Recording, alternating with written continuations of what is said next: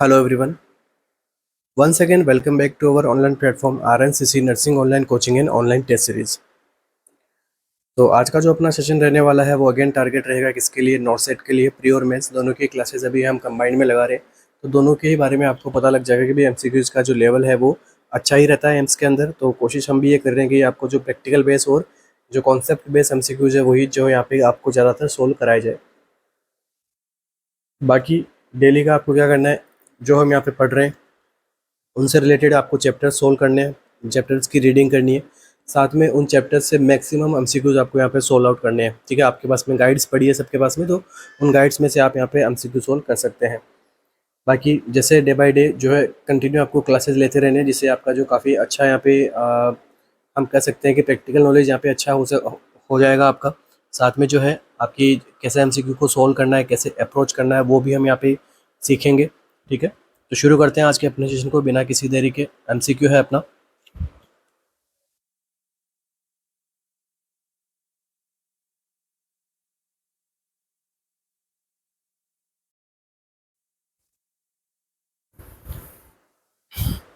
A 34-year-old man is extracted from an automobile after a motor vehicle collision। ठीक है, क्या हुआ, एक 34 ईयर ओल्ड मैन है, उसको यहाँ पे एक्सट्रीटेड किया गया है ऑटोमोबाइल से। ठीक है, गाड़ी से। ठीक है, जिसको क्या हुआ, मोटर व्हीकल कोलिजन हुआ था उससे। The patient has an obvious deformity of his right thigh. ठीक है, अभी वहाँ पे जो है ऑब्वियस डिफॉर्मिटी हम देख सकते हैं वहाँ पे कि पेशेंट को क्या है, यहाँ पे राइट थाई के अंदर ऑब्वियस यहाँ पे डिफॉर्मिटी है। Consistence with a femur fracture, deformity क्या है, femur fracture. Upon closer examination of right thigh there is a bone visible through an open wound. ठीक है, ओपन वुंड से क्या है, बोन विजिबल हो रही है। विच of the following is the most appropriate management of his open femur fracture. अब यहाँ पे मोस्ट अप्रोप्रिएट मैनेजमेंट क्या रहेगा ओपन फीमर फ्रैक्चर का। ठीक है, सिंपल सा एमसीक्यू है, आपको पूछा गया है कि ओपन बोन अगर यहाँ पे विजिबल हो रही है तो जो फ्रैक्चर वगैरह जो है कौन सा, क्लोज तो होगा नहीं, ओपन फ्रैक्चर है। तो इस ओपन फ्रैक्चर का यहाँ पे पॉसिबल मैनेजमेंट क्या रहेगा, मोस्ट अप्रोप्रिएट मैनेजमेंट क्या रहेगा। इंट्रावेनियस एंटीबायोटिक्स एंड कार्ड्स और स्प्रिंट प्लेसमेंट, स्प्रिंट प्लेसमेंट करेंगे, कास्ट लगाएंगे और आईवी एंटीबायोटिक्स यहाँ पे स्टार्ट करेंगे। आईवी एंटीबायोटिक्स एंड इंटरनल और एक्सटर्नल फिक्सेशन लगाना है।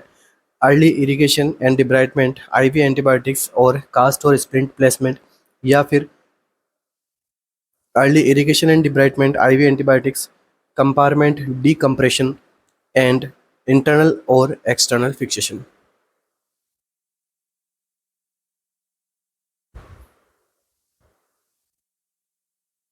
तो क्या करना है, कैसे मैनेज करना है, अगर ओपन फीमर फ्रैक्चर हो तो उसको मैनेजमेंट कैसे करना है, ये आपसे बेसिकली पूछा गया है। कौन सा ऑप्शन अपना यहाँ पे करेक्ट रहेगा।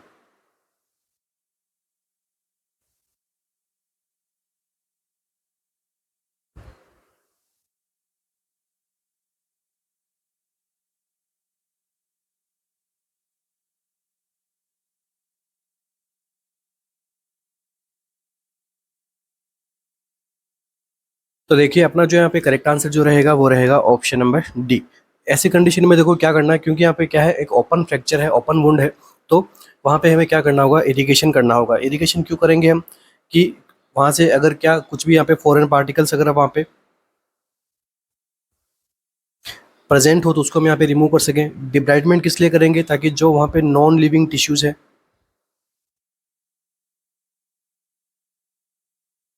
उनको हम यहाँ पे रिमूव कर सकें, क्योंकि जो हम फर्दर जो हम एंटीबायोटिक्स देंगे, जो एंटीबायोटिक्स क्या है यहाँ पे नॉन लिविंग टिश्यू को पेनिट्रेट नहीं कर पाती है। ठीक है, इनको एंटीबायोटिक को भी वर्क करने के लिए लिविंग टिश्यू चाहिए, इसलिए डिब्राइटमेंट करके जो भी नॉन लिविंग टिश्यू है वो वहाँ से रिमूव कर देंगे।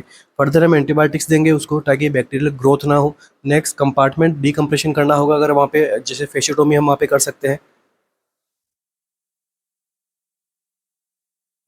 नेक्स्ट एंड फर्दर इंटरनल और एक्सटर्नल फिक्सेशन हम लगा सकते हैं। ठीक है, ताकि फर्दर वहाँ पे मूवमेंट ना हो, और ऐसे फिक्सेशन की मदद से हम क्या कर सकते हैं, वुंड केयर भी आराम से परफॉर्म कर सकते हैं। तो इस एमसीक्यू के अंदर जो अपना फीमर का मैनेजमेंट होगा वो कैसा रहेगा, option number D is the right answer.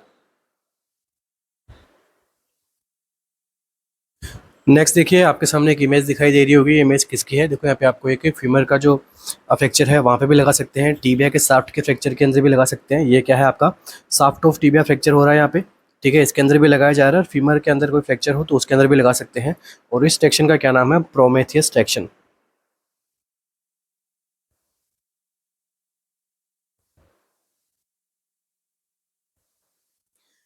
Next देखिए, आपको अगेन एक ट्रैक्शन का इमेज दिखाई दे रहा है। कौन सा स्प्लिंट है?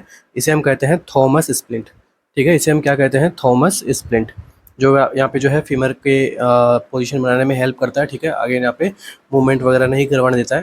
ट्रैक्शन का मतलब ही होता है कि उसको जो है इमोबिलाइज किया जाए कुछ टाइम पीरियड के लिए, जब तक आगे फर्दर वो ट्रीट ना हो जाए। तो ये कौन सा स्प्लिंट है? Thomas splint. इसके बाद में देखिए, ये जो राइट हैंड साइड के अंदर जो आपको दिख रहा है, ठीक है, ये कौन सा ट्रैक्शन है? फिस्क ट्रैक्शन। उसके बाद में ये जो साइड में है ये कौन सा है? ब्राउन ट्रैक्शन, ठीक है, राइट साइड में ब्राउन, लेफ्ट साइड में कौन सा है? फिस्क ट्रैक्शन। ये भी जो दोनों फीमर के अंदर जो शाफ्ट ऑफ फीमर फ्रैक्चर होता है उसके अंदर काम में लिए जाते हैं। आगे बढ़ते हैं अपन अपने नेक्स्ट एमसीक्यू की ओर।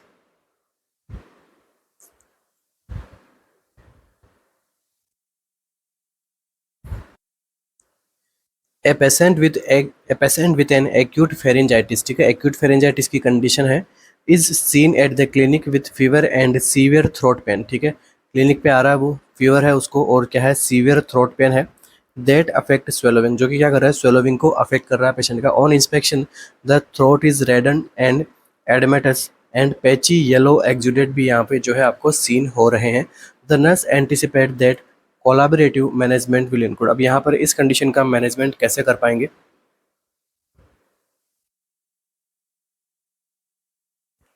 क्या आंसर रहेगा?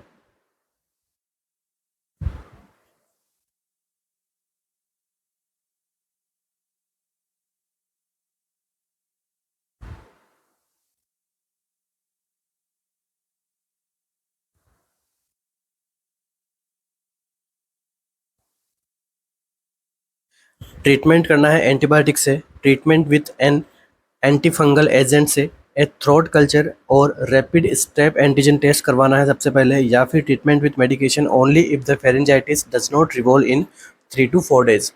कैसे हम इसको ट्रीट करेंगे? क्या कंडीशन आपको लगती है?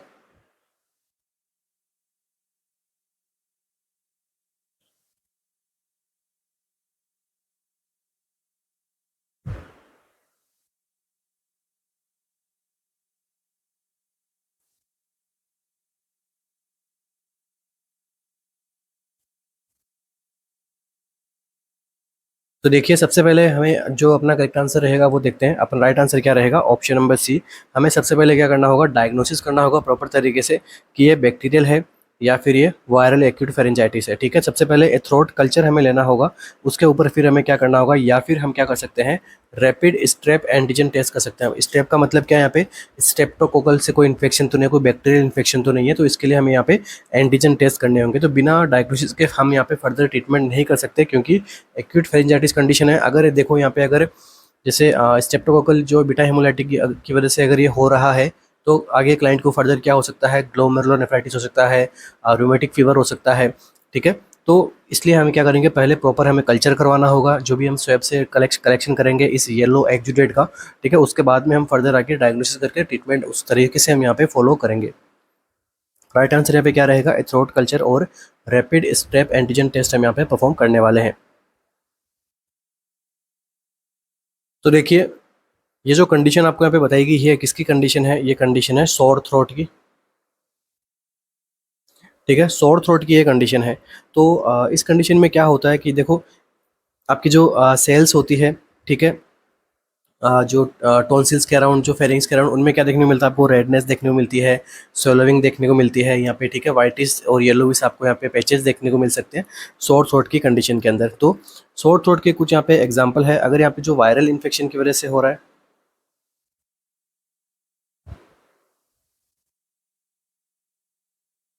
तो यहाँ का जो अपीयरेंस है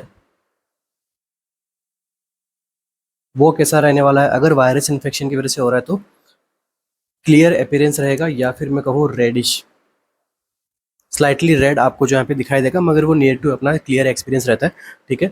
और पेशेंट को क्या देखने को, क्या क्या सिम्टम आते हैं? पेशेंट को क्या आता है? फीवर आता है, ईयर पेन होता है और थ्रोट में रेडनेस देखने को मिलता है, जो मैंने आपको यहाँ पे बता दिया है।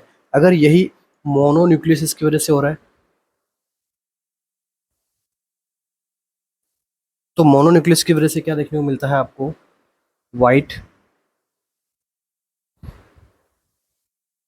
वाइट ग्रेइश ग्रीन आपको जो है यहाँ पे मेम्ब्रेन जैसा स्ट्रक्चर आपको यहाँ पे दिखाई दे सकता है, या फिर जो थ्रोट है उसके अंदर जो है वाइट ग्रे या ग्रीन आपको पैचेज आपको दिखाई दे सकते हैं, अगर मोनोन्यूक्लियसिस की वजह से हो रहा है। ठीक है, ऐसा कुछ आपको क्वेश्चन में दिया हुआ नहीं है, वहाँ पे केवल एक्यूट फेरिंजाइटिस है, मगर ऐसा भी अगर दे दे, ठीक है, हमें क्या करना है, प्रिपरेशन हमें हर तरीके से करके चलनी है। अगर ऐसा भी अगर आपको पूछ ले वहाँ पे, तो इसके लिए भी हमें प्रिपेयर रहना है। और यहाँ पे भी पेशेंट को क्या आएगा, देखो फीवर आएगा, फटीग देखने को मिलेगा इसके अंदर, और लिम्फ नोड के अंदर स्वेलोइंग देखने को मिलती है।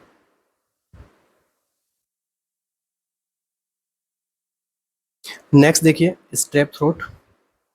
ठीक है, स्ट्रेप्टोकोकल इन्फेक्शन की वजह से मोस्ट कॉमन कौन सा, पायोजेंस। तो सिंपल हम देखते हैं स्ट्रेप थ्रोट, इसकी वजह से अगर इन्फेक्शन हो रहा है तो क्या देखने को मिलेगा आपको, वाइट और येलो फॉल ऑर्डर आपको यहाँ पे देखने को मिल सकती है। वाइट और येलो आपको पैचेस देखने को मिल सकते हैं। ठीक है, स्किन जो म्यूकस मेम्ब्रेन है इंटरनल, वो फॉल ऑर्डर यहाँ पे देखने को मिलेगा।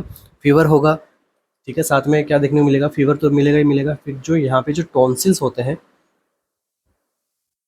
वो कैसे होते हैं, यहाँ पे स्वेलोइंग आपको देखने को मिलता है।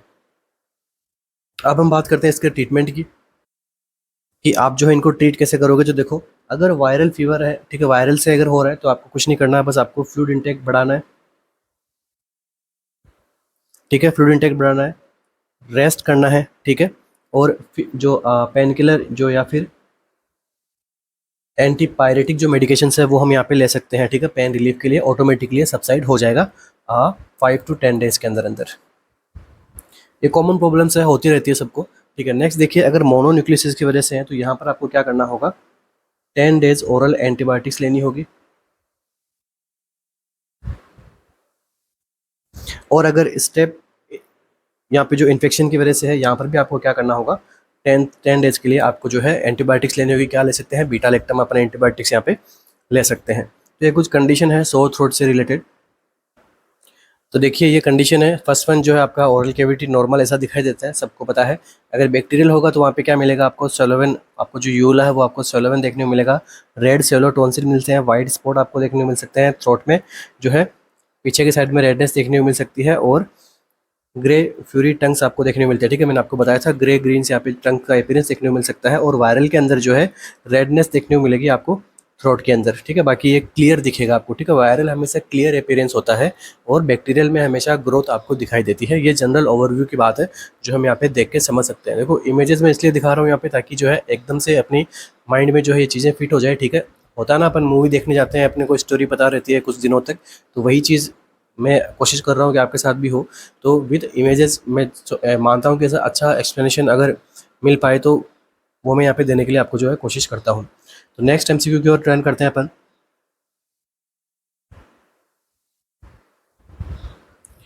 ए patient has started a new drug for hypertension. Patient ने क्या किया, एक न्यू ड्रग स्टार्ट की है, किसके लिए, हाइपरटेंशन के लिए। 30 minute after he takes the drug he develop chest tightness and become short of breath and tachypnoea. कुछ टाइम बाद में, ठीक है, एक पेशेंट को क्या हो रहा है, चेस्ट टाइटनेस हो रहा है, शॉर्टनेस ऑफ ब्रीथ हो रहा है, और टेकिपनिया कर रहा है वो। He has decrease level of consciousness, साथ में जो उसकी लेवल ऑफ कॉन्शियसनेस है वो भी क्या हो रही है, डिक्रीज हो रही है। These sign indicate which of the following condition. अब ये जो साइन है वो किसके, कौन सी कंडीशन को इंडिकेट कर रहे हैं, पल्मोनरी एम्बोलिज्म को, अस्थमा अटैक को, रेस्पिरेटरी फेलियर को, या फिर रूमेटॉइड आर्थराइटिस को।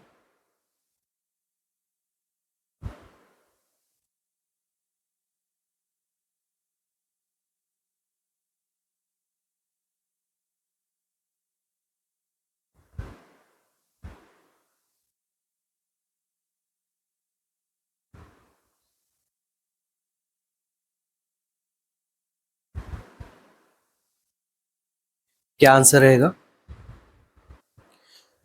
तो देखिए ये भी एक इजी एमसीक्यू है। देखो क्या है, न्यू ड्रग ले रहा है वो, ठीक है, तो न्यू ड्रग की वजह से हो सकता है उसको क्या हो रहा है, एनाफाइलेक्सिस हो गया हो। तो एनाफाइलेक्सिस की कंडीशन के बाद में आपको जो यहाँ पे सिम्टम्स दिख रहे हैं, ये सारे सिम्टम्स किसके हो रहे हैं, रेस्पिरेटरी फेलियर के सिम्टम्स आपको यहाँ पे शो होते हैं। ठीक है, इजी एमसीक्यू है, बस इसमें कुछ नहीं था। ठीक है, पहले एक मेडिकेशन ले रहा था, अभी जो न्यू ड्रग क्वेश्चन लेना स्टार्ट किया, सडनली ये सारे सिम्टम्स यहाँ पे देखने को मिल रहे हैं। ये कंडीशन किसकी है? एनाफाइलेक्सिक रिएक्शंस हो गई यहाँ पे।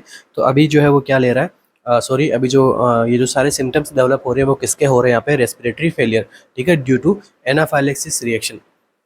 पल्मोनरी एम्बोलिज्म भी आपको इसी तरीके के यहाँ पे जो है साइन एंड सिम्टम्स आपको देखने को मिलते हैं, मगर यहाँ पे आपको क्लियरली बताया गया है कि न्यू ड्रग लेने से हो रहा है। तो ये कंडीशन किसकी तरफ सजेस्ट करती है? एनाफाइलेक्सिस की वजह से, इसलिए पल्मोनरी एम्बोलिज्म राइट आंसर नहीं होगा। ठीक है, पल्मोनरी एम्बोलिज्म में ऐसा ही होता है, बट एम्बोलिज्म तब होता है जब एक थ्रोम्बोई या फिर जो है वो जाए लंग्स में जाए, फिर वहाँ पे प्रॉब्लम क्रिएट करे। ठीक है, तो तब देखने को मिलता है। अस्थमा अटैक भी नहीं है, और रूमेटॉइड आर्थराइटिस तो एक प्रकार से हम क्या कह सकते हैं? ऑटो इम्यून इन्फ्लामेटरी डिजीज है। ठीक है, जिसके अंदर इम्यूनिटी जो अपना इम्यून अटैक है वो खुद अटैक करता है हेल्दी सेल्स के ऊपर। ठीक है, जिसकी वजह से जो है बॉडी पार्ट अफेक्ट होते हैं, वो होता है रूमेटिक आर्थराइटिस। नेक्स्ट एमसीक्यू अपना,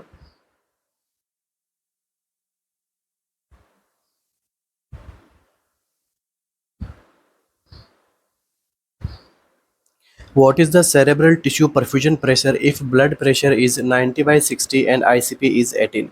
आपसे पूछा गया है सेरेब्रल टिश्यू परफ्यूजन प्रेशर कितना होता है अगर ब्लड प्रेशर कितना है 90/60 और ICP कितना है 18। 42 mm of Hg, 52 mm Hg, 60 mm Hg या फिर 72 mm of Hg।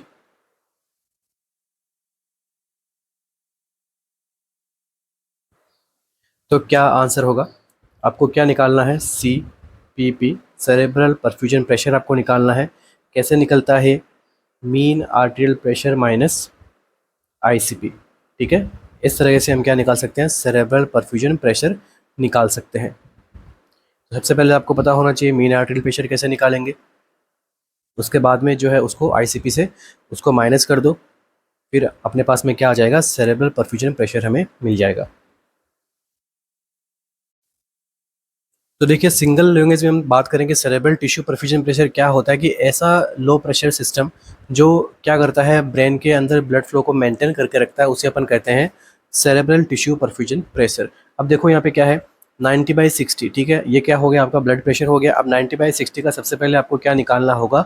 Mean arterial pressure आपको निकालना है। कैसे निकालेंगे हम मीन आर्टेरियल प्रेशर? कैसे निकालेंगे? Systolic blood pressure plus 2 diastolic blood pressure upon 3। ठीक है, ऐसे करके हम क्या निकाल सकते हैं? मीन आर्टेरियल प्रेशर निकालेंगे तो कितना हो गया अपने पास में? 90 + 2 60 अपॉन 3। तो कितना बचेगा आपके आपके पास में? 210 अपॉन 3।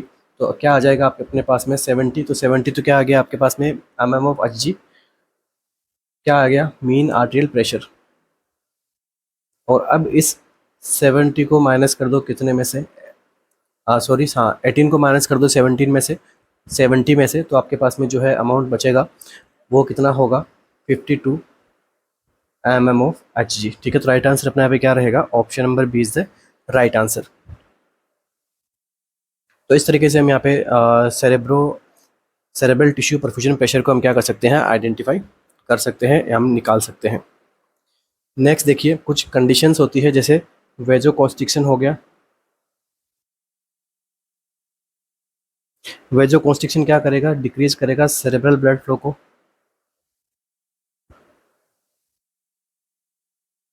जिससे क्या होगा? ICP भी आपको जो है कम देखने को मिलेगा, क्योंकि अगर ब्लड फ्लो ही कम है, पहले से ही कम हो रहा है। ठीक है, तो जो वहाँ पे ब्रेन के अंदर जो है ICP भी आपको जो है डिक्रीज देखने को मिलेगा। और जो एक्यूट सेरेब्रल एडिमा होता है उसके अंदर भी हमें क्या करना होता है? ICP को जो है डिक्रीज करना होता है अपने को। नेक्स्ट देखिए, अगर इस कंडीशन के अंदर, ठीक है, अगर ब्लड फ्लो एकदम कम हो गया, ठीक है, अगर CPP आपके पास में कितना आ रहा है? CPP 0 आ रहा है, इसका मीनिंग क्या हो गया? There is no cerebral perfusion.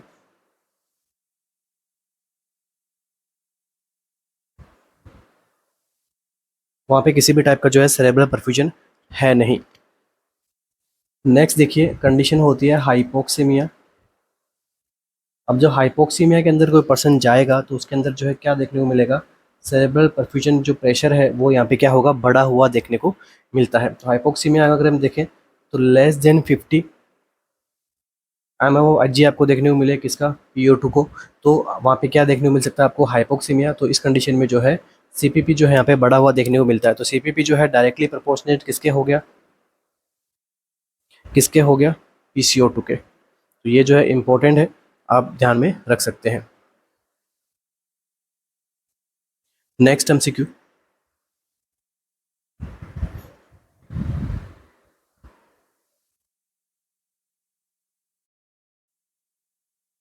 आगे बढ़ने से पहले आप सभी के लिए एक छोटी सी information, RNCC nursing online coaching and test series की ओर से आप सभी के लिए जो है स्पेशल टेस्ट सीरीज लॉन्च कर दी गई है। किसके रिलेटेड टेस्ट सीरीज है अपनी, नॉर्सेट 7 और JIPMER special.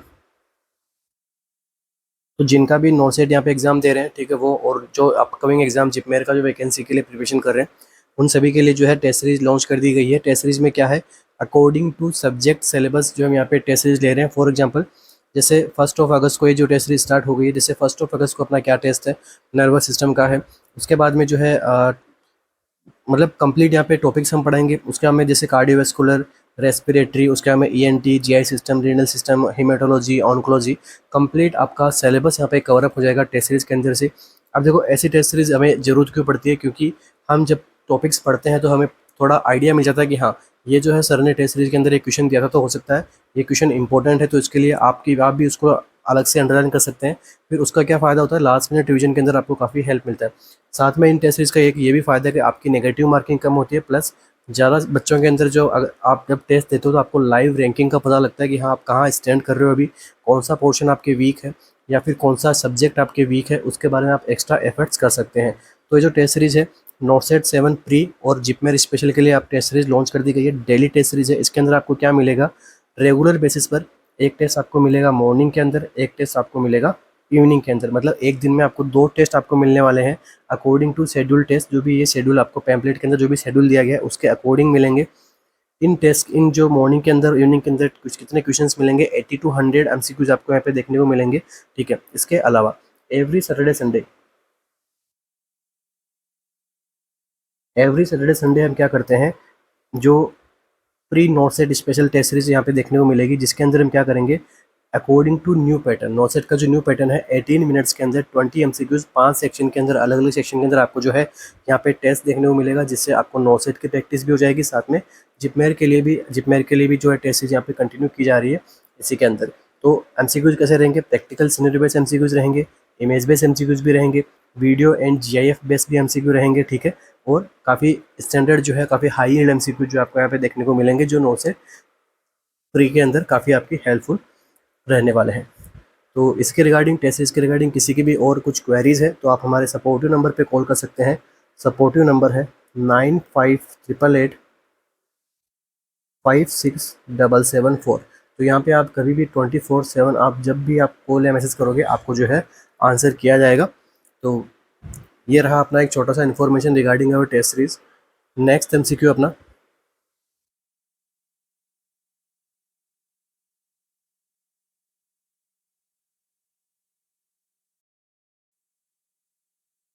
A 65-year-old patient admitted in a long-term care facility has developed pressure ulcer। अभी क्या हो गया, प्रेशर अल्सर डेवलप हो गया उसको। On assessment, the nurse found that the bone is visible and palpable on the wound site। हम ये भी देख रहे हैं कि नर्स यहाँ पे ये भी देख रही है कि बोन क्या है, विजिबल है, पाल्पेबल है, कहाँ पे, वुंड साइट पे। The nurse knows what is the stage of pressure ulcer is here. ठीक है, तो यहाँ पे नर्स को पता है कि ये कौन सी स्टेज में होता है, फर्स्ट, सेकंड, थर्ड या फिर फोर्थ।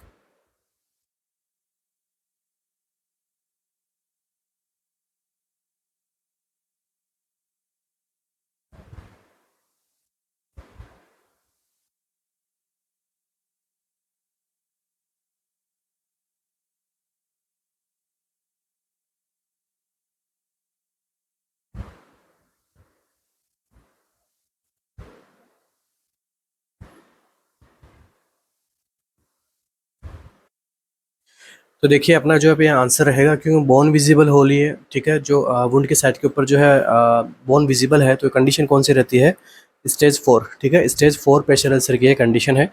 नेक्स्ट देखिए, आपके सामने एक स्लाइड दिख रही है। ठीक है, अगेन स्लाइड आपके सामने, स्टेज ऑफ प्रेशर अल्सर क्या पढ़ा रहा हूँ इसके अंदर में, स्टेजेस ऑफ प्रेशर अल्सर की स्टेजेस। तो देखो स्टेज वन के अंदर क्या होता है, non bleaching erythema. First MCQ अपने स्लाइड से, नॉन ब्लीचिंग एरिथेमा कौन सी स्टेज में देखने को मिलता है, तो स्टेज फर्स्ट के अंदर, और इस टाइप का स्किन जो है वहाँ पे अपीयरेंस होता है। ठीक है, एपिडर्मिस कैसी रहती है, यहाँ पे इंटैक्ट रहती है। बस फर्स्ट स्टेज के अंदर आपको इतना ही ध्यान रखना है, इसके अलावा आपको कुछ नहीं ध्यान रखना, बस यही एमसीक्यू बनता है, यही पूछा रहता है। सेकंड स्टेज के अंदर क्या मिलता है, partial thickness ulcer, ulcer involving epidermis and dermis. ठीक है, तो अल्सर जो है वो अभी इन्वॉल्व कर रहा है किसको, एपिडर्मिस को, तो फर्स्ट में कर रहा था, बट अभी डर्मिस को भी यहाँ पे करना स्टार्ट हो गया। ठीक है, और पार्शियल थिकनेस अल्सर बनना कहाँ पे स्टार्ट होता है, स्टेज टू के अंदर। नेक्स्ट देखिए stage three, full thickness ulcer extending through dermis into subcutaneous tissue. तो यहाँ पे सबक्यूटेनियस टिश्यू कौन सी स्टेज के अंदर पाल्पेबल रहता है, आंसर क्या रहेगा। ठीक है, कौन से स्टेज के अंदर हम देख सकते हैं, स्टेज थ्री के अंदर। ठीक है, सबक्यूटेनियस टिश्यू जो एमसीक्यू बन रहा है वो मैं यहाँ पे अंडरलाइन कर रहा हूँ। ठीक है, नेक्स्ट देखिए stage four, deep tissue destruction, आपको जो है डिस्ट्रक्शन देखने को मिलता है, मसल्स का यहाँ पे डिस्ट्रक्शन देखने को मिलता है, फेसिया का यहाँ पे डिस्ट्रक्शन देखने को मिलता है, बोन और टेंडन्स जो यहाँ पे विजिबल होना स्टार्ट हो जाते हैं। इस टाइप के अल्सरेशन को क्या बोलते हैं, स्टेज फोर। और यही आपको पूछा गया था एमसीक्यू के अंदर कि पेशेंट को क्या हो रहा है, पेशेंट को जो है यहाँ पे बोन जो है यहाँ पे विजिबल हो रही है, पाल्पेबल भी हम कर पा रहे हैं वुंड की साइड के ऊपर। तो ये जो कंडीशन है किसकी है, स्टेज फोर प्रेशर अल्सर की, जिसे अपन क्या बोलते हैं, बेड सोर। सबसे पहले सबसे ज़्यादा बेड सोर कहाँ पे देखने को मिलता है, इस्चियम में, उसके बाद में ग्रेटर ट्रोकेंटर के अंदर, उसके बाद में हम बात करें तो सैक्रम में। ठीक है, उसके बाद में ग्लूटियल रीजन में, क्योंकि मोस्ट कॉमन पोजीशन क्या रहती है किसी पेशेंट की, सुपाइन पोजीशन। तो सबसे ज़्यादा प्रेशर भी जो है इन्हीं जगह पे आपको देखने को मिलता है, क्योंकि डायरेक्टली बोनी प्रोमिनेंस के ऊपर देखने को मिलता है। अब ग्लूटेड रीजन के बाद में भी अगर आपको देखना है प्रेशर अल्सर कहाँ पे बनता है, तो देखो हील के ऊपर, उसके बाद में लेटरल मेल्यूलस के ऊपर, और उसके बाद में ऑक्सीपिटल रीजन के अंदर। ठीक है, अगर यही सीक्वेंस अगर आपको एग्जाम में पूछ ले कि इसको एक मैनर में अरेंजमेंट करो, तो यही मैनर है। ठीक है, इसी तरह के मैनर में आपको इसको अरेंजमेंट करना है, यही एक थी प्रॉपर गाइडलाइन के थ्रू बता रहा हूँ मैं आपको कि इसी तरीके से जो है मोस्ट प्रोन से लेके लीस्ट प्रोन की जो जगह है अगर आपको पूछे, तो इसी तरीके से हमें क्या करना है, वहाँ पे आंसर करना है। नेक्स्ट देखिए, प्रेशर शोर जो है वो कितने प्रेशर जो है, प्रेशर मतलब कंटिन्यू यहाँ पे प्रेशर पड़ रहा है, फिर बाद में अल्सरेशन हो रहा है, तो कितने से ज़्यादा अगर प्रेशर पड़ेगा किसी एक कैपिलरी के ऊपर, जो वो क्या करे, वो फिर वहाँ पे क्या कोड हो सकता है, प्रेशर अल्सर कोड हो सकता है। तो अपना आंसर क्या रहेगा, मोर देन 30 mm का अगर प्रेशर लगेगा, ठीक है, किसके ऊपर, कैपिलरी के ऊपर, जिसकी वजह से वहाँ पे जो है ओकल्जिव प्रेशर। ठीक है, प्रेशर कैसा होता है, ओकल्जिव प्रेशर। तो इससे क्या लीड हो सकता है, प्रेशर अल्सर इससे लीड हो सकता है। नेक्स्ट एमसीक्यू, देखते हैं अपन ट्रीटमेंट कैसे करेंगे अपन। तो इनके लिए हम क्या लगा सकते हैं, देखो स्टेज फोर की मैं केवल बात कर रहा हूँ। अगर हमें स्टेज फोर का पूछा गया तो स्टेज फोर का आप ट्रीटमेंट कैसे करोगे यहाँ पे, तो इस जगह पे हम क्या लगा सकते हैं, डिब्राइटमेंट कर सकते हैं। उसके बाद में आप क्या लगा सकते हो, वेक डिवाइसेस लगा सकते हैं। एमसीक्यू पूछेगा आपसे एग्जाम में कि वेक डिवाइसेस का इमेज तो हर बार आपको देखने को मिलती है, तो वेक डिवाइस के अंदर हम क्या करते हैं, नेगेटिव प्रेशर मेंटेन करते हैं। तो नेगेटिव प्रेशर मेंटेन करते हैं तो इसमें प्रेशर कितना होता है, ठीक है, कितना नेगेटिव प्रेशर मेंटेन रहता है, तो -125 mm Hg का जो यहाँ पे सक्शन प्रेशर जो है यहाँ पे मेंटेन रहता है। ठीक है, या फिर मैं कह सकता हूँ 125 का जो है यहाँ पे सक्शन प्रेशर जो है मेंटेन करके रखते हैं अपन। नेगेटिव प्रेशर यहाँ पे जो है मेंटेन करके रखना है। ठीक है, जहाँ पे वुंड है वहाँ पे नेगेटिव प्रेशर बन रहा है। ठीक है, वो क्या करेगा, जो भी फ्लूइड वगैरह जो भी बनेगा, जो भी वहाँ से एक्जुरेट बनेगा, वो जो है वहाँ पे आपको देखने को मिलेगा। माइनस नहीं है ये, ठीक है, 125 mm of Hg है, नॉर्मल 125 mm of Hg है। इसके अलावा वहाँ पे हम फ्लैप कवरेज भी ले सकते हैं, स्किन वगैरह लगा सकते हैं, एयर मेट्रेस लगा सकते हैं, वाटर मेट्रेस लगा सकते हैं। ठीक है, अगर कोई पेशेंट व्हील चेयर के ऊपर बैठा हुआ है तो उसको एवरी 10 मिनट से हम क्या बोलेंगे, एवरी 10 मिनट से हम बोलेंगे कि आप 10 सेकेंड्स के लिए पोजीशन को एक बार चेंज कीजिए, या फिर उस जगह को उठा के रखिए। ठीक है, तो इससे हम क्या कर सकते हैं, प्रिवेंशन कर सकते हैं। बेड रिडन पेशेंट है तो उसको एवरी 2 आवरली पोजीशन चेंज करवा सकते हैं। तो ये था आपका प्रेशर अल्सर। नेक्स्ट एमसीक्यू,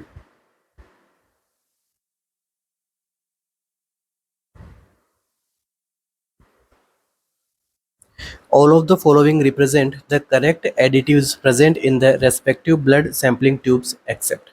आपको पूछा गया है एक्सेप्ट के अंदर की कोई एक ऑप्शन जो है रॉन्ग स्टेटमेंट है। पूछा गया है कि ऑल ऑफ द फॉलोइंग सभी के सभी जो है वो रिप्रेजेंट करते हैं करेक्ट एडिटिव्स, जो हम ट्यूब्स के अंदर जो एडिटिव्स मिक्सअप करते हैं उसके बारे में, present in the respective blood sampling tube. जो भी ब्लड सैम्पलिंग ट्यूब्स है उन सब के अंदर कुछ ना कुछ एडिटिव्स मिक्स रहते हैं। तो वो सभी ऑप्शंस क्या है, करेक्ट है एक्सेप्ट पूछा गया आपसे। तो देखिए लाइट ब्लू के अंदर सिट्रेट होता है, has 3.2 sodium citrate. Lavender blue के अंदर जो है EDTA प्रेजेंट रहता है। Grey tubes contain sodium fluoride and oxalate. Green tube contain serum with और विदाउट क्लॉट एक्टिवेटर। क्या आंसर रहेगा अपना यहाँ पे?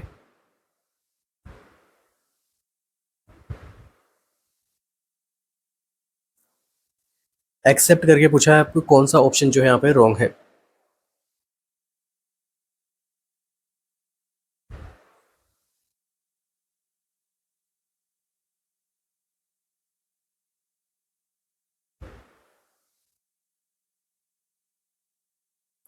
तो देखिए यहाँ पे अपना जो एक्सेप्ट के अंदर जो अपना ऑप्शन जाएगा वो जाएगा ऑप्शन नंबर डी। ठीक है, जो ग्रीन के यहाँ पे जो कलर की जो यहाँ पे कैप रहती है, ठीक है, जो ग्रीन ट्यूब रहती है आपकी, उसके अंदर कौन सा यहाँ पे हम एडिटिव मिक्सअप रहता है, ठीक है, इट कंटेन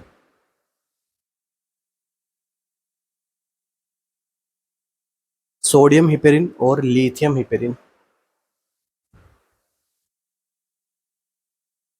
ठीक है, ये यहाँ पे एडिटिव्स मिक्सअप रहते हैं ग्रीन के अंदर। ऐसा नहीं है कि green tube contain serum with और विदाउट क्लॉट एक्टिवेटर, ऐसा नहीं है। क्लॉट एक्टिवेटर यहाँ पे प्रेजेंट रहते हैं।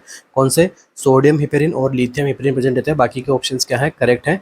और ग्रीन्स के अंदर भी क्या क्या प्रेजेंट रहता है वो भी मैंने आपको यहाँ पे बता दिया है। EDTA की फुल फॉर्म पूछ ली जाती है, क्या नाम होता है EDTA की फुल फॉर्म का? Ethyl NDA mini tetras acetic acid. ये क्या रहती है, इसकी EDTA की फुल फॉर्म रहती है। नेक्स्ट, लाइट ब्लू के अंदर क्या रहता है? 3.2 सोडियम सिट्रेट यहाँ पे प्रेजेंट रहता है। लेवेंडर के अंदर EDTA प्रेजेंट रहता है। ग्रे के अंदर sodium fluoride and oxalate present रहता है। ठीक है, ग्रीन के अंदर क्या प्रेजेंट रहता है? सोडियम हिपेरिन और लिथियम हिपेरिन यहाँ पे प्रेजेंट रहता है। ठीक है, ऑप्शन नंबर डी यहाँ पे जो है अपना आंसर रहेगा। Next MCQ, in colour codes के बारे में कंप्लीट मेरा यूट्यूब के ऊपर आपको पहले एक लेक्चर पढ़ाया हुआ है, आप आराम से जाके सर्च करके आराम से आपको मिल जाएगा।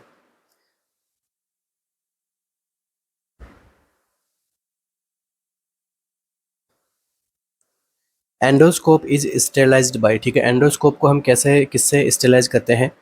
साइडेक्स OPA, ऑटोक्लेव से, फॉर्मेल्डिहाइड से, या फिर नन ऑफ अबोव।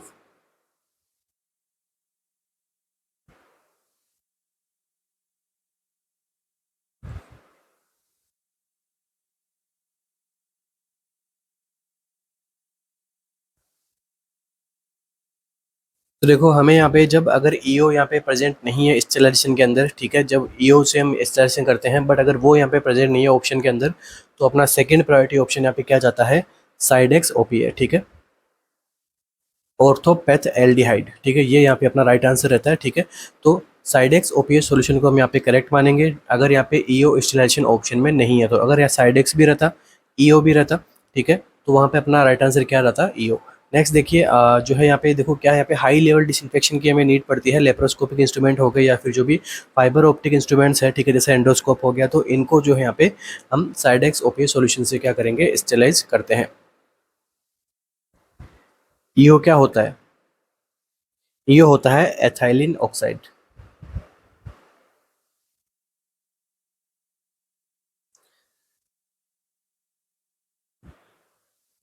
नेक्स्ट देखिए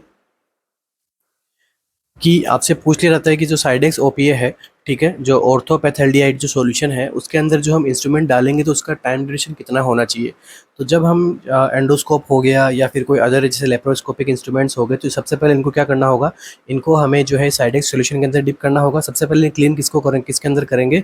रेंस वाटर के अंदर इनको क्लीन करके फिर हम क्या करते हैं, इनको साइडेक्स सॉल्यूशन के अंदर हम डिप करते हैं। कितने टाइम ड्यूरेशन तक डिप करेंगे? आंसर क्या रहेगा? 30 मिनट तक। तो 30 मिनट तक इनको हम डिप करेंगे। 30 मिनट के बाद में यहाँ पे हम क्या करेंगे? स्टेराइल तरीके से, ठीक है, स्टेराइल तरीके से यहाँ पे नर्स इसको हैंडल करेगी। ठीक है, उसके बाद में इसको क्या करेंगे? वॉश करेंगे किससे? स्टेराइल सॉल्यूशन से। जैसे वॉश करेंगे इसको हम नॉर्मल सलाइन से,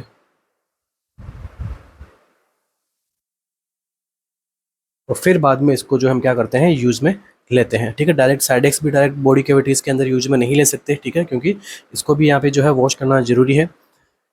ओके, नेक्स्ट एमसीक्यू।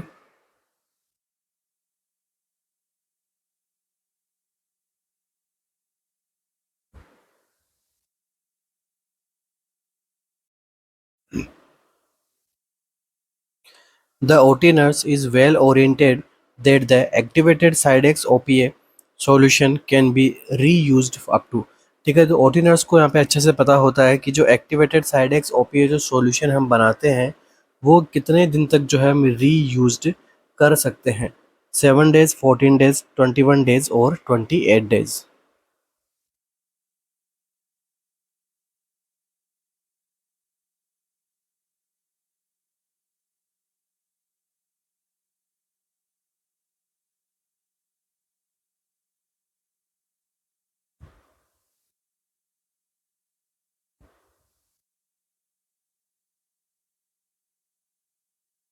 तो देखिए, जो अपन नॉर्मल एक्टिवेटेड साइडेक्स यहाँ पे कितने दिनों तक हम यूज़ करते हैं, आंसर क्या रहेगा अपने पास में 14 डेज। ठीक है, राइट आंसर क्या रहेगा 14 डेज तक हम इसको यूज़ कर सकते हैं। नेक्स्ट देखिए, जो हम टेस्ट करने का जो है मेथड इसका क्या रहता है, तो स्ट्रिप टेस्ट करते हैं हम इसकी। जो जिससे हम देख सकते हैं कि इसको वापस से रीयूज किया जा सकता है नहीं किया जा सकता, उसके लिए जो टेस्ट होता है वो टेस्ट उसको हम क्या कहते हैं। ठीक है, स्ट्रिप टेस्ट। ठीक है, एक टेस्ट स्ट्रिप हो, एक स्ट्रिप, एक यहाँ पे अपने पास में स्ट्रिप होती है, उसके ऊपर से हम यहाँ पे जब साइड एक्स को रखेंगे तो हमें वो बताएगा कि वो ये यूज़ करने लायक है नहीं है। ठीक है, इसका आपको कोई नहीं पूछेगा, जस्ट ये आपको ध्यान रखना है कि कितने दिनों के लिए यूज किया जाता है। नेक्स्ट देखिए, इसके अंदर क्या प्रेजेंट रहता है, तो अभी मैंने आपको जो शायद लास्ट क्लास के अंदर ये एमसीक्यू आया था इसका, तो इसके अंदर क्या प्रेजेंट रहता है, 0.55% ऑर्थो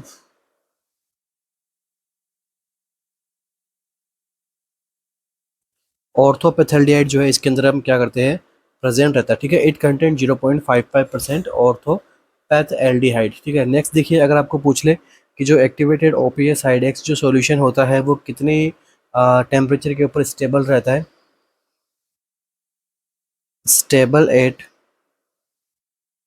15 to 30 डिग्री सेल्सियस। ठीक है, तो 15 to 30 डिग्री सेल्सियस के ऊपर हम इसको प्रेजेंट करेंगे, तो ये क्या आपको प्रोवाइड करता है 2 years ऑफ सेल्फ लाइफ जो है हमें ये प्रोवाइड करवा सकता है। ठीक है, अगर यहाँ पे अपन 15 to 30 डिग्री पे, तो 2 ईयर तक हम क्या करते हैं इसको सेल्फ लाइफ मैनेज कर सकते हैं इसका। तो राइट आंसर क्या रहेगा अपने यहाँ पे 14 डेज के लिए हम इसको स्टोर रीयूज कर सकते हैं। Next MCQ.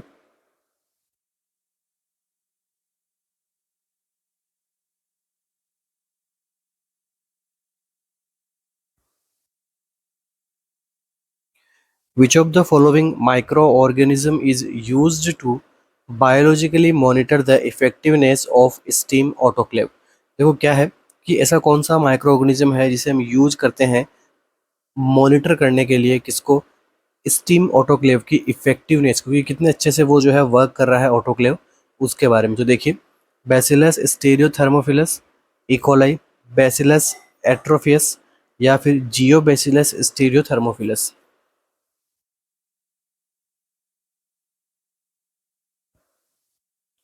तो कौन सा माइक्रो ऑर्गेनिज्म हम यहाँ पे यूज़ में लेंगे ताकि जिससे हमें पता लग सके कि उसका कितना इफेक्टिवनेस तरीके से जो है ऑटोक्लेव यहाँ पे वर्क कर रहा है।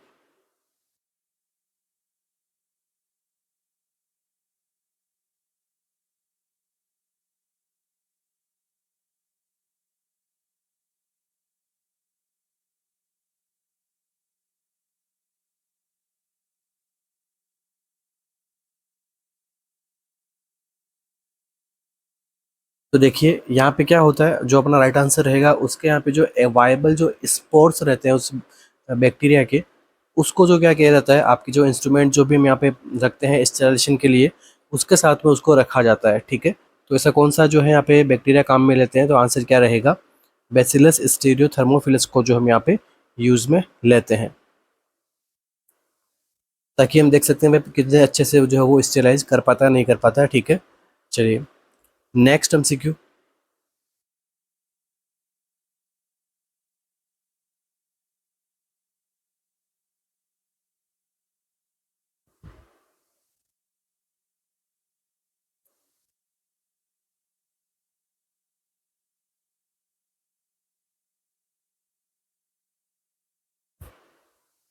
The operation theatre nurse is preparing the OT for the laparoscopic procedure.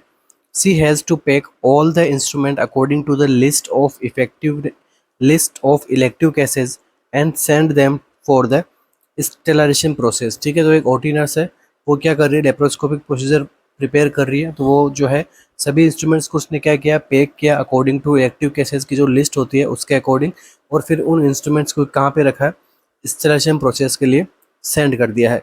The nurse is aware that following packing material is recommended for ethylene oxide gas installation.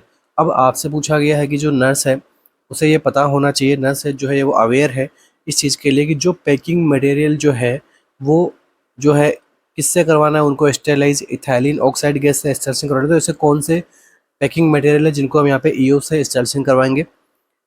Paper plastic pouch, nylon, OT sheets या फिर all of the above.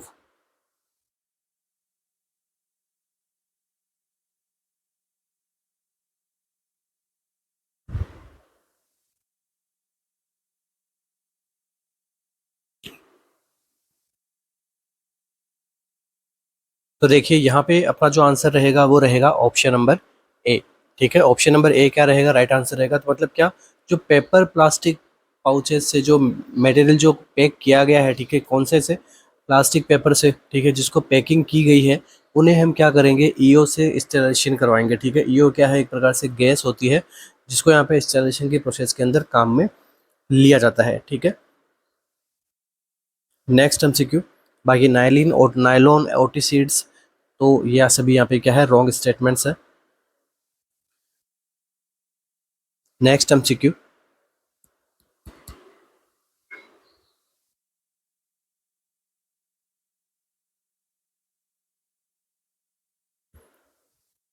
Beside temperature and time, which of the following is considered as the primary variable of ethylene oxide gas installation?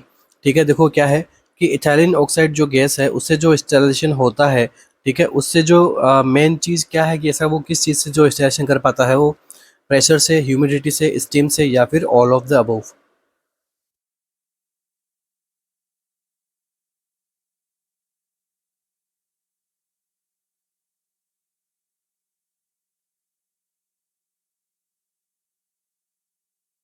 तो primary variable ऐसा कौन सा है temperature और time के साथ में?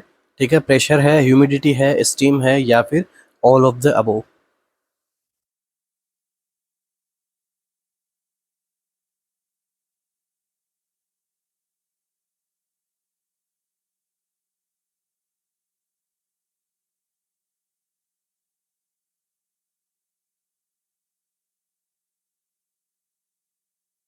तो देखिए, जो एथिलीन ऑक्साइड जो गैस है, इसके यहाँ पे चार प्राइमरी वेरिएबल्स होते हैं। फर्स्ट वन तो होता है गैस कंसंट्रेशन,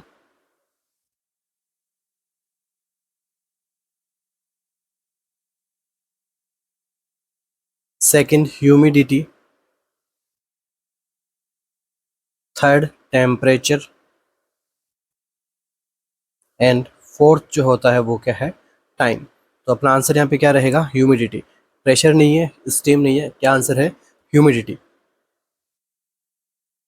तो देखिए, जो एथिलीन ऑक्साइड है, देखो इसको यहाँ पे हम ईओ से भी लिख सकते हैं, कुछ जगह पे जो है बुक्स के अंदर ईटीओ से भी यहाँ पे अपने एमसीक्यू आ सकता है। ठीक है, ईटीओ कर भी आपको क्वेश्चन में दे सकता है। तो एक जो प्रोसेस होती है इंस्टॉलेशन की जिसके अंदर लो टेम्परेचर हम यूज़ करते हैं। ठीक है, लो टेम्परेचर यूज़ करते हैं, लो टेम्परेचर गैस हम यहाँ पे यूज में लेते हैं, जिससे क्या होता है, स्टेरिलाइजेशन होता है किसका, डेलिकेटेड इंस्ट्रूमेंट्स का।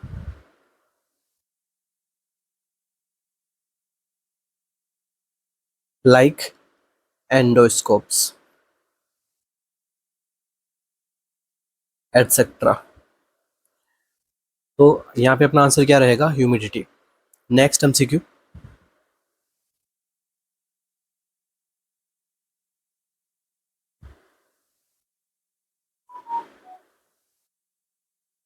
Which of the following monitoring method use heat resistant bacteria endospore to confirm the effectiveness of sterilization process? ऐसा कौन सा स्टेलाइजेशन का प्रोसेस है जिसकी इफेक्टिवनेस का पता लगाने के लिए हम क्या यूज में लेते हैं? हीट रेसिस्टेंट बैक्टीरिया के एंडोस्पोर्स हम यहाँ पे यूज में लेते हैं। तो इस मॉनिटरिंग मेथड को जो जो प्रोसेस है उसका नाम क्या है? केमिकल, मैकेनिकल, बायोलॉजिकल या फिर फिजिकल? तो देखिए यहाँ पे जो अपना आंसर रहेगा वो आंसर क्या है? बायोलॉजिकल, क्योंकि अभी पहले एक एमसीक्यू भी गया था जिसके अंदर एमसीक्यू के अंदर बायोलॉजिकल प्रोसेस लिखा था, और यहाँ पे बैक्टीरिया का जो हमने नाम नाम यहाँ पे जो लिया था वो कौन सा था? स्टीरियोथर्मोफिलस। तो देखो बायोलॉजिकल के अंदर क्या करते हैं, हम उस बैक्टीरिया को यहाँ पे रखते हैं इसके अंदर, ठीक है, उनके स्पोर्स को रखते हैं। फर्दर उनका क्या करते हैं, हम टेस्टिंग करते हैं, ठीक है। टेस्टिंग के अंदर क्या मिलता है आपको? वो जो स्टेलाइजेशन प्रॉपर तरीके से होता है, जो एंडोस्पोर्स है वो क्या हो जाते हैं? किल हो जाते हैं। तो अपना यहाँ पे आंसर क्या रहेगा? Option C, biological.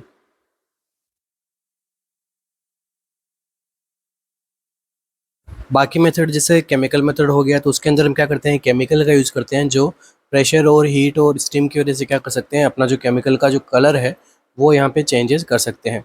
तो यहाँ पे अपना जो आंसर क्या रहेगा, ठीक है, ऐसा कौन सा बैक्टीरिया का हम यूज़ कर रहे हैं, तो ये कौन सा मेथड होता है? बायोलॉजिकल मेथड होता है। Next MCQ.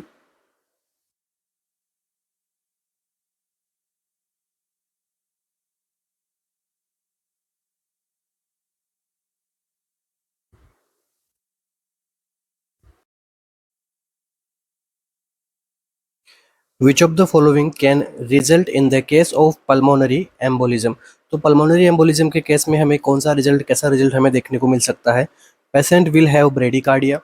The patient will have an increase of PO2 and ABG analysis, ventilation perfusion mismatch and decrease in surfactant production by the alveoli, or all of the above. तो pulmonary embolism के case में आपको क्या result देखने को मिल सकता है?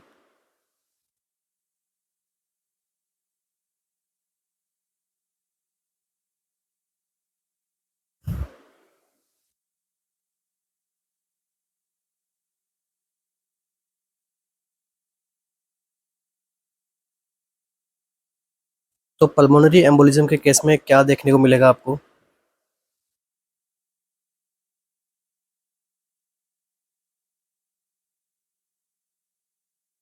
तो देखिए, पल्मोनरी एम्बोलिज्म एक कंडीशन है जिसके अंदर क्या बन जाता है, जो एम्बोलस या फिर जो थ्रम्बोई है वो जाके क्या कर देता है, लंग्स के अंदर चला जाता है, जिसकी वजह से वहाँ पे जो है ऑब्स्ट्रक्शन आपको देखने को मिल सकता है ब्लड फ्लो के अंदर, ठीक है। या फिर फर्दर आपको जो है साइन सिम्टम्स आपको मिलते हैं, फॉर एग्जांपल जैसे हाइपोक्सीमिया के मिल गया, चेस्ट पेन का हो गया, डिस्निया के, ऐसे साइन सिम्टम्स आपको देखने को मिलते हैं। तो देखिए फर्स्ट ऑप्शन क्या है? The patient will have bradycardia. जब कभी पल्मोनरी एम्बोलिज्म होता है उस पेशेंट को ब्रेडिकार्डिया नहीं होता है, क्या होता है? टेकिकार्डिया। वहाँ पे जो है टेकिकार्डिया देखने को मिलता है हमें। दूसरा देखिए यहाँ पे जो है क्या लिखा हुआ है? The patient will have increase PO2। PO2 जो है यहाँ पे नहीं बढ़ता है, एबीजी एनालिसिस करोगे PO2 क्या होता है? डिक्रीज होता है, ठीक है। PO2 डिक्रीज होगा तभी तो उसको हाइपोक्सीमिया होगा, ठीक है। तो ऑप्शन नंबर बी भी यहाँ पे क्या है? रॉन्ग स्टेटमेंट है। तो ऑल ऑफ द अबव तो वैसे भी नहीं हो सकता क्योंकि दो ऑप्शन अपने रॉन्ग है। राइट आंसर क्या है? Option number C, ventilation perfusion mismatch होगा यहाँ पे, डिक्रीज जिसकी वजह से जो है डिक्रीज देखने को मिलेगा किसमें? सर्फेक्टेंट के प्रोडक्शन में, एल्वियोलाई के। तो क्या मीनिंग हो गया इसका कि जिस पर्सन को यहाँ पे पल्मोनरी एम्बोलिज्म होता है वहाँ पे क्या होता है? वेंटिलेशन परफ्यूजन जो है वो यहाँ पे डिक्रीज देखने को मिलता है, मिसमैच देखने को मिलता है, जिसकी वजह से ब्लड फ्लो डिक्रीज होता है, जिसकी वजह से क्या होता है? ब्लड फ्लो भी यहाँ पे जो है डिक्रीज देखने को मिलता है, जिसकी वजह से आगे जाके फर्दर लंग्स में और ज़्यादा और यहाँ पे सर्फेक्टेंट के प्रोडक्शन के अंदर कमी देखने को मिलती है, साथ में अटेलेक्टेसिस होने के चांसेस भी बढ़ जाते हैं यहाँ पे। तो यहाँ पे अपना राइट आंसर क्या रहेगा? Option number C. Next MCQ.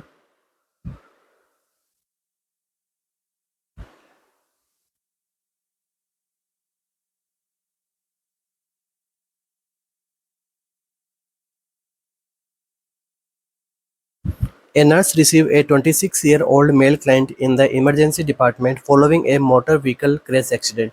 क्या यहाँ पे नर्स रिसीव कर रही है 26-year-old मेल क्लाइंट को इमरजेंसी डिपार्टमेंट के अंदर? उसको हुआ क्या है? मोटर व्हीकल क्रैश एक्सीडेंट हुआ है उसको, the examination revealed bilateral open femur fracture. Examination क्या रिवील कर रहा है कि बायलेटरल ओपन फीमर फ्रैक्चर हुआ है।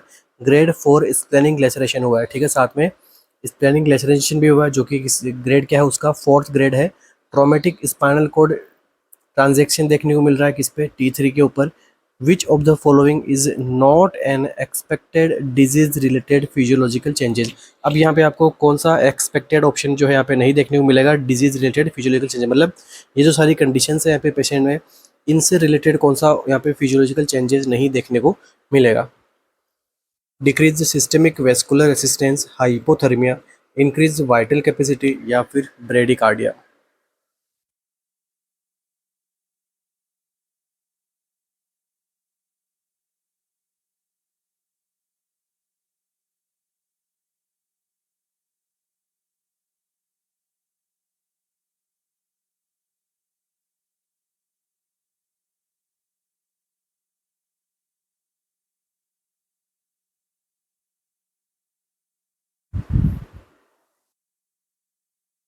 क्या रहेगा अपना आंसर? तो देखिए कंडीशन क्या है यहाँ पे, देखो सबसे पहले हमें ध्यान रखना है कि बायलेटरल ओपन फीमर फ्रैक्चर है, उसके बाद में स्प्लेनिक लेसरेशन हो रहा है, ट्रोमेटिक स्पाइनल कोड ट्रांजेक्शन है यहाँ पे T3 पे, ठीक है, ये यहाँ पे अपना इंपॉर्टेंट है। अब देखिए ऐसे कंडीशंस में आपको क्या देखने को मिलता है, जब स्पाइनल कोड इंजरी हो रही है तो वहाँ पे क्या डेवलप हो सकता है, न्यूरोजेनिक शॉक,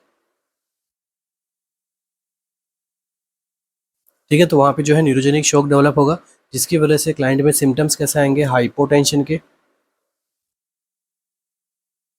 और ब्रेडिकार्डिया के, ठीक है, जिसकी वजह से जो है सिंपैथेटिक नर्वस सिस्टम के अंदर जो है डिसबैलेंस होगा, ठीक है, जिसकी वजह से थर्मो रेगुलेशन भी यहाँ पे प्रॉब्लम में आएगा, तो क्लाइंट को होगा क्या, हाइपोथर्मिया भी होगा, ठीक है, डिक्रीज वेस्कुलर रेसिस्टेंस भी होगा, ठीक है, साथ में ब्रेडिकार्डिया भी होगा। तो कौन सा ऑप्शन यहाँ पे अपना जो नहीं देखने को मिलेगा, वो है option number C, increase vital capacity. तो ऐसी कंडीशन में जो है वाइटल कैपेसिटी जो है इंक्रीज नहीं मिलती है। वाइटल कैपेसिटी कैसे मिलती है, डिक्रीज मिलेगी, ठीक है, क्योंकि अबव T7 अगर इंजरी हो रही है तो वो यहाँ पे जो है इंटरकोस्टल मसल्स को यहाँ पे क्या करती है, इम्पेयर्ड करती है उनके फंक्शंस को, जिसकी वजह से क्या मिलता है आपको, reduction of vital capacity and expiratory reserve volume, ठीक है, एक तो वाइटल कैपेसिटी में कमी मिलती है, दूसरा इसके साथ में एक्सपिरेटरी रिजर्व वॉल्यूम है उसके अंदर भी आपको क्या मिलती है, कमी मिलती है। तो अगर आपको पूछते क्या क्या होता है तो ये चारों चीज़ें होती, ठीक है, डिक्रीज में होती है, ठीक है, वाइटल कैपेसिटी डिक्रीज में होती है, क्या नहीं होता है, तो वाइटल कैपेसिटी जो है इंक्रीज नहीं होती है। तो आगे बढ़ते हैं, नेक्स्ट एमसीक्यू अपना,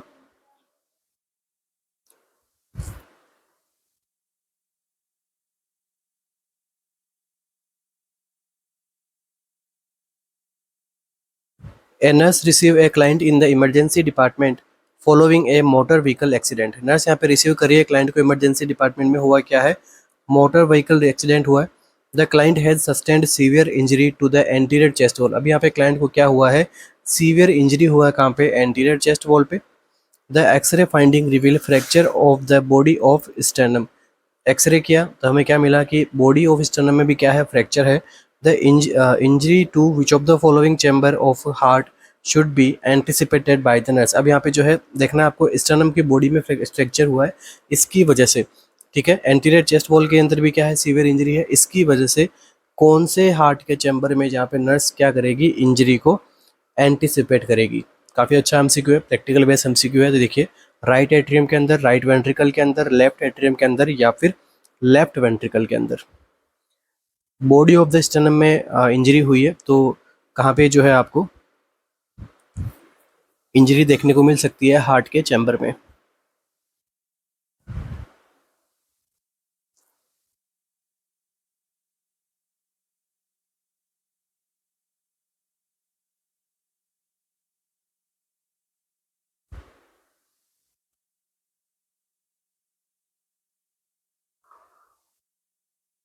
तो देखिए आंसर क्या रहेगा अपना, यहाँ पे आंसर रहेगा ऑप्शन नंबर बी, ठीक है, राइट वेंट्रिकल जो है यहाँ पे काफ़ी एंटीरियरली प्रेजेंट रहता है किसके, बॉडी ऑफ द स्टर्नम के साथ में, ठीक है, मोस्ट एंटीरियरली पोजीशन रहती है किसकी, राइट वेंट्रिकल की। तो इसके अंदर जो है इंजरी, या इस चैम्बर के अंदर जो है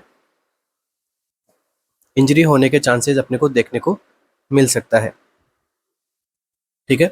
तो मोस्ट एंटीरियरली चैम्बर किसका है, हार्ट का, ठीक है, ये जो स्टर्नम के पीछे, और ये जो है स्टर्नम से हम देखें तो ये क्या है, directly posterior to the sternum लिख सकते हैं अपन यहाँ पे। Directly posterior to the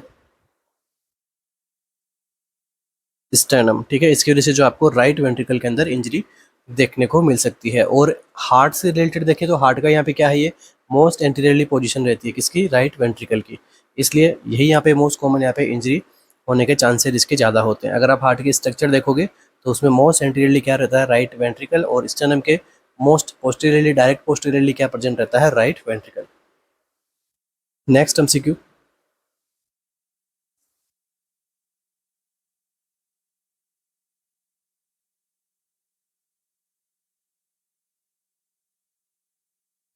the nurse is helping a client in performing incentive spirometry in the post operative unit. Nurse यहाँ पे हेल्प कर रही है क्लाइंट की, परफॉर्म कर रहा है क्या, incentive spirometry post operative unit के अंदर।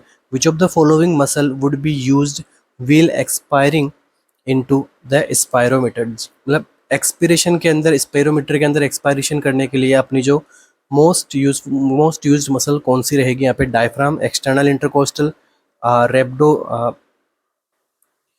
रोम्बोइड्स, या फिर इंटरनल इंटरकोस्टल।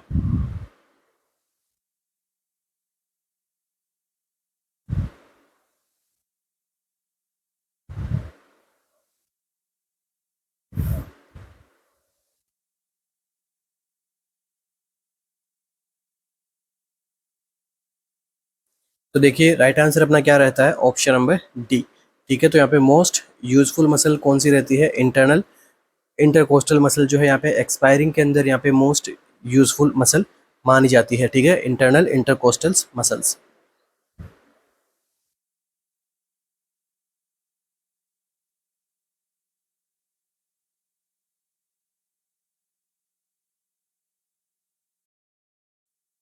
तो इसी के साथ ही आज के सेशन में इतना ही, मिलते हैं अपने नेक्स्ट सेशन के अंदर। तो आज के सेशन के अंदर हमने क्या किया है, काफ़ी इंपॉर्टेंट चीज़ों को हमने डिस्कस किया है। According to NORCET oriented हमने सेशन रखने की कोशिश की है। जितना मुझसे सिंप्लीफाई हो सके मैंने उतना सिंप्लीफाई होके जो है आपको क्वेश्चन सोल्व कराए हैं, ठीक है। आई होप आपके टॉपिक अच्छे से दिमाग में बैठ गए होंगे। एक तरीके से हम क्या कर रहे हैं यहाँ पे, रिविजन्स भी कर रहे हैं। तो क्लास कैसी लगी आपको मुझे ज़रूर बताना है कमेंट बॉक्स के अंदर, ठीक है। कुछ भी कमी लगे तो आप आराम से बेझिझक यहाँ पे बता सकते हैं। इसके अलावा अपनी टेस्ट सीरीज़ है, ठीक है, उसको भी आप जो है कंसीडर कर सकते हैं। काफ़ी सारे बच्चों ने एनरोल किया है। तो इसका एक फ़ायदा ये होता है कि ज़्यादा बच्चों के अंदर अगर आप जब टेस्ट देते हो तो उसका जो आपको आपका आप स्टैंड कहाँ करते हो इतने लोगों में, एग्ज़ाम से पहले आपको पता लग जाता है, ठीक है। तो आपको कहाँ कमी हो रही है, आपको कहाँ कमी आपकी अच्छा स्ट्रेंथ है, तो वो सब्जेक्ट भी आप पता लगा पाओगे, ठीक है। तो टेस्ट सीरीज़ भी ज़रूरी है, ठीक है। नेगेटिव मार्किंग पे भी कंट्रोल होगा उससे, ठीक है। तो ये जो चीज़ें हैं आपको देखना है। बाकी जो भी आज हमारे चैनल से नया जुड़ा है तो उसको क्या करना है, लाइक शेयर एंड सब्सक्राइब करके जाना है, ठीक है। और डेली क्लासेस लेनी है, ठीक है। तो wish you all the best, thank you so much बने रहने के लिए। तब तक पढ़ते रहिए, आगे बढ़ते रहिए, मिलते हैं अपने नेक्स्ट सेशन में। Thank you.